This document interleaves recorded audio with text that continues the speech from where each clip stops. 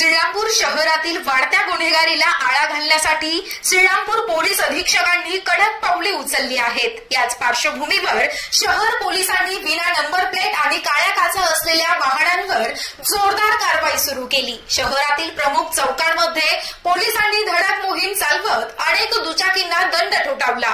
पोलिसांच्या या कारवाईनंतर आता आरटीओ प्रशासनाकडून देखील अशा वाहनांवर दंडात्मक कारवाई केली जाणार आहे।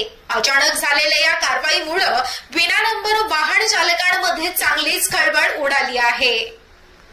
श्रीरामपूर शहर पोलीस स्टेशन हद्दीतील वाढती मोटार वाहन चोरी तसेच वाहतुकीची अनियमितता याला प्रतिबंध करण्यासाठी आज रोजी शिवाजी चौकात अचानकपणे नाकाबंदी राबवण्यात आली।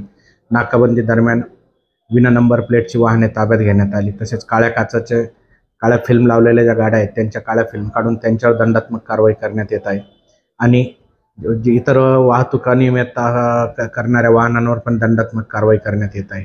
आत्तापर्यंत एकूण 25 वाहने ताब्यात घेण्यात आलेले आहे। तसेच 35 वाहनांवर दंडात्मक कारवाई करण्यात आलेली आहे। पुढील कारवाई चालू आहे।